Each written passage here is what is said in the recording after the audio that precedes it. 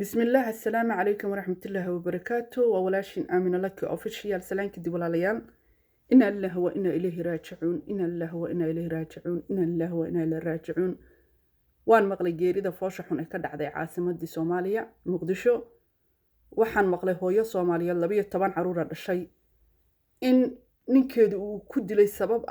لبي $25 السي أوديد hooyadaasi waxay ku tiri baa la yiri ma haysto $2 cunto idinku kariyo ayaana haysan iska badaa $25 ma uu maqlin nafteedii buu dhaafiyay maanta 12 caruura ayuu rajay ka dhigay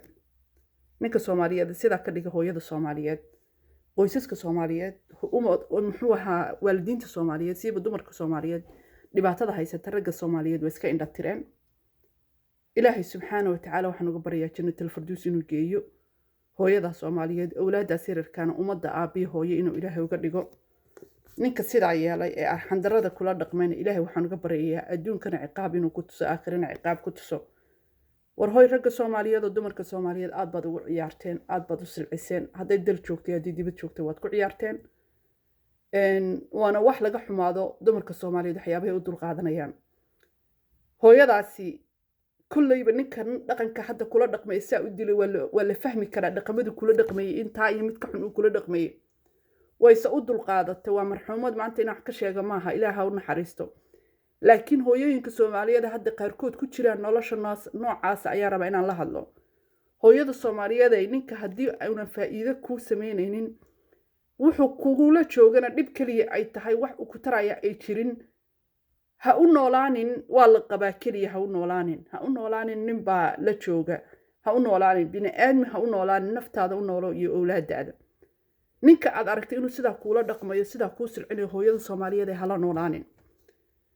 Ilaahay ka baq ilmahaagana uma fiicna naftaadana uma fiicna sidaas oo kale naftu ku dhaafinaya kuma naxayo adduunyada Ilaahay subxaanahu wa ta'ala silaca waxa ka xun sida qofka bini'aadmiga yani hadaa rafaad kala ka baqdo duruufo kala aad ka baqdo waxa daran qof aan wuxuu kugu soo kordhinayaa jiray ninka maanta $25 hooyadiis ku dilay xaaskiisa ma umaleynaynin reer biilaayay inuu ahaa maadaama uu ku biilaynin 12 ciyaala inaad u dhasho oo la sii noolaato ilama fiicnayn haddana dumar badan baa noloshaasi ku jira oo nin baa qaba kaliya u nool war Ilaahay intaad ka baqdaan dumarka Soomaaliyeed oo silaca isgelinaysaan iyo rafaadka isgelinaysaan ka baxa ha u ogolaanin noloshiina inaad silac ku jirtaan waxa idin dhaanta idinkoo ubadkiina u xamaasha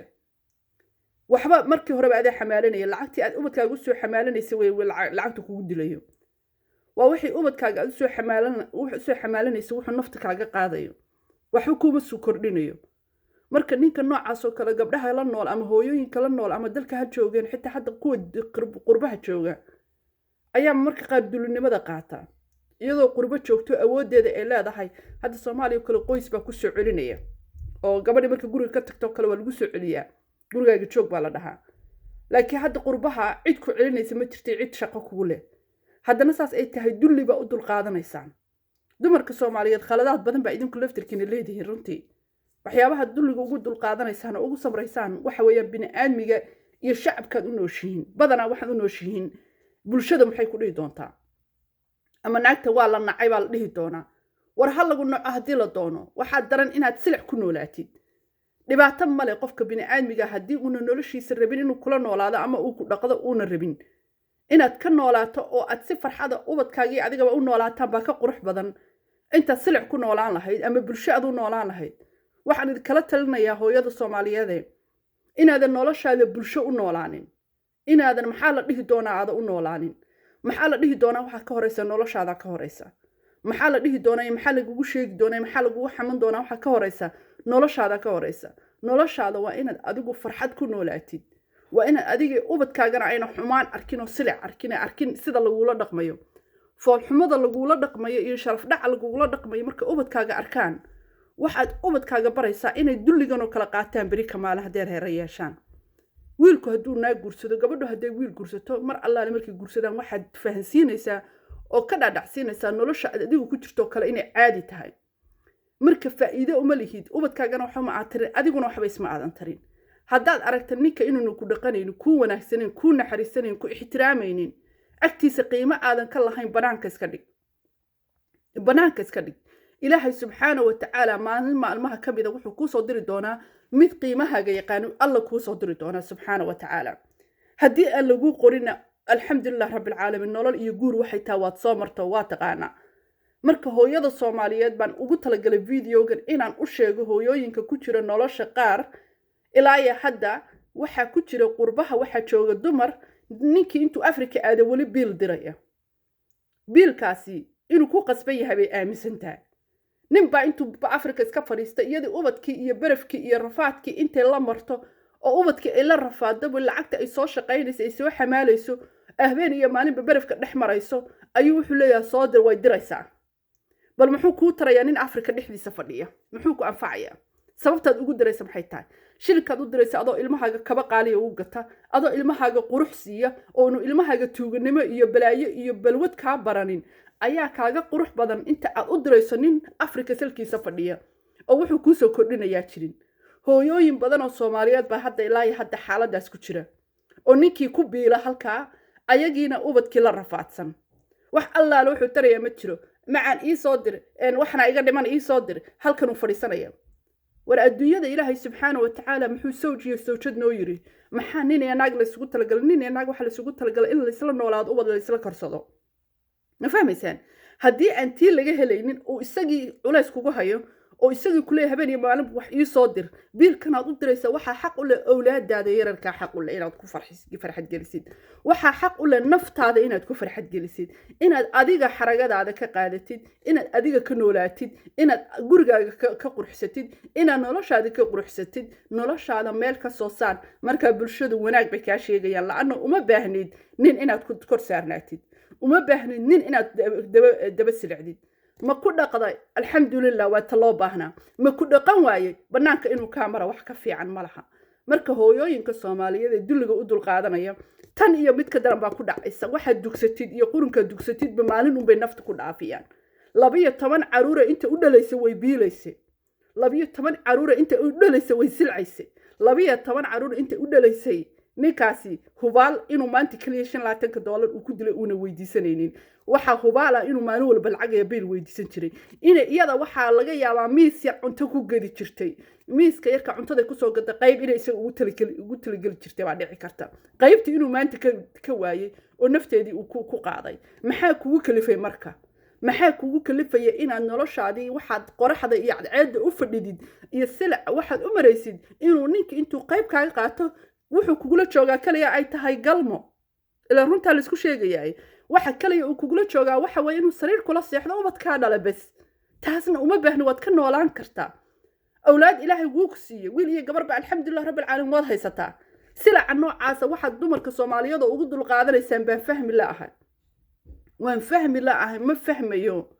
fahmayo miiskiina cuntada aad ku gadanaysaan lacagta yar aad soo shaqaysanaysaan biilka yar aad ka soo qaadanaysaan awlaadiina iyo naftiina wax ugu qabta haddaad maqlaysaan dalka haddaad joogtaan iyo dibadda haddaad joogtaan dumarka Soomaaliyeed dibadda jooga idinkana biilka aad diraysaan joojiye hadda wixii ka dambeeyay fakara nin ka maqan oo sanado ka maqan oo wax ku tarayaa jirin awlaadaada shilinka aad u diraysa u baahan haddii uu u baahan yahay inuu lacag helo wadanka uu kula joogay ha u soo noqdo sharci buu leeyahay soo maaha wadanka caruuraad ku wada dhasheen wuu joogi jiray soo maaha wax ka xanibaya ma jiraan soo maaha inuu yimaado wax alaala wax ka xanibaya ma jiro xagga uu jooga miyuu biilkaaga soo diraa xagga uu jooga miyuu ka shaqaystaa afrikada uu jooga miyuu taajir ka yahay miyuu shilin kuu soo diraa waa maya soo maaha shilin damba ha u dirin shilinkaad u dirayso awlaadaada gurigaaga noloshaada qoyskaaga ehelkaaga walaaladaa geli ha gelinin isaga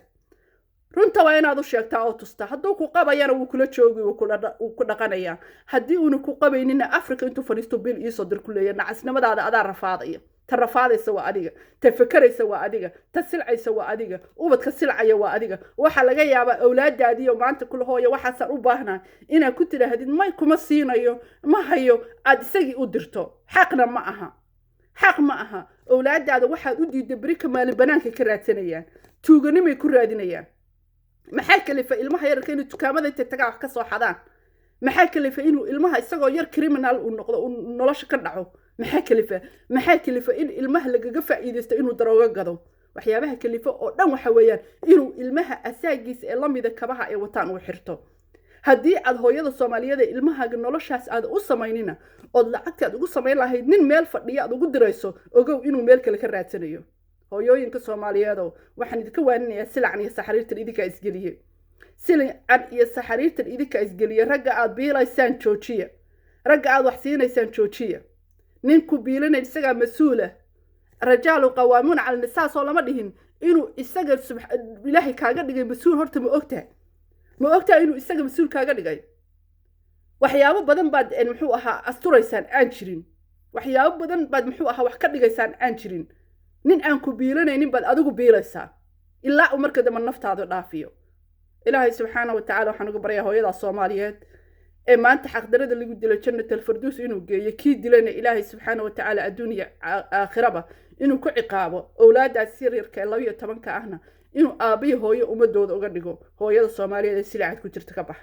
ninkuu naxaya ma jirnin Soomaaliyeed kuma naxayo ragga Soomaaliyeed mana naxariistaan waxay yaqaanaan naagay qabaan waxay yaqaanaan naagay la seexdaan noloshoodaba waa galmo la idinka goo'ida ma la ilaahay baa idinka gabriye rabbi gaf idinka sii oo inkaar idinku dhacdo war nolol ma yaqaanaan guur ma yaqaanaan wallahi billah maanta waa yaabsanahay guur ma yaqaanaan guurkooda oo dhan waxa weeyaan naag dhab oo ka dhab wax kale ma yaqaanaan wallahi raali ahaad waxaan ku hadlayo noloshooda oo dhan waxa weeyaan naag la seexo muxuu ahaa wax ka dhab waxa awlaad dhulka ordaya waxa awlaad la dilayo waxa awlaad meedkooda la soo dhigayo waxa awlaad xabsiga ku jira waxa awlaad silcaya warba uma hayaan ka waran waxa soo dhan yaa keensaday marka bal waad aragtay hooyada Soomaaliyeed baa keensatay waayo waad aragtay inuu dib kugu dhacay waad arkaysaa na waxa lagu qofka muslimka la yiri god laba jeer lagama qaniino qofka muslimka god laba jeer lagama qaniino waa ku doqonnimo haddii laba jeer wax ka badan laga qaniino laana waxa weeyaan ubad baad dhashay ubadkii buu kula dhaqan waayay ubadka hadduu kula dhaqan waayna iska eridaa ninka ku ixtiraami waayo waa inaad iska eridaa weligaa noloshaada nin bini aadmi hadaba ordin qofka qiimahaaga ma garan waayo ma kuu qiri waayo ma garan waayo inaad qof qiimo leh tahay inaad qof noolo nafi ku jirta tahay ma dareemi waayo noloshaada wallaahi billaahi tallah adigoo jecel oo u dhimanaya oo jacaylkiisa u dhimanaya waxaad jeclaataa qofka ku jeclaada waxaad jeclaataa qofka ku ixtiraama waxaad jeclaataa qofka ku qiimeeya laakiin ma jeclaanaysid cadowgaaga ma jeclaanaysid adigoo isleh naftan yartee masaakiinta ay ku leedahay waad jeceshahay waa inaad ka dhaqaaqdo waxa la haddaad dhimanayso dhareerka la iska duwa waa inaad ka dhaqaaqdo oo aad taqaanid noloshaada iyo awlaadaada waa inaan awlaadaada noqon kuwa dukaamada wax ka soo xada wixii lacag aad nin meel fadhiya gelin lahayd hooyada Soomaaliyeed awlaadaada geli hooyadan waan dareemayaa 12 caruur dhashay inuu weligeed biil ka qaaday wax maanta u horeysa ma $10 ay nafteeda ku weyday waxaan aaminsanahay inuu qaar baa arkayay fiidiyoyo waxaan arkay hooyo Soomaaliyeed uu ku dhex dilay jidka dhexdiisa oo dumarkii Soomaaliyeed ag fadhiya ay garaaceen ninka muxuu ku dilayaa lacagteeda ay miiska fadhido hooyooyinka Soomaaliyeed qoraxda ay fadhiyaan waad arkaysaa wajigoodii baa laba kalar noqday qoraxdii baa ku dhigtay rafaadkaas iyo silacaas ay ku rafaadayso iyadoo yar inta miiska la fadhiisiyo habar u ekaanayso oo silaca ku marayso ayuu wuxuu rabaa inuu dheel ku cuno wuxuu ku cunayaana waa qaad iyo khamr iyo sigaar awlaadiisa xitaa uma u gadayo na waxaan bini aadmi ma aha iimaanka Allah ka qaadan rag meesha ma jiraan iska ilaaliyo dumarka Soomaaliyeed ilaahay u naxariisto hooyada Soomaaliyeed wassalaamu calaykum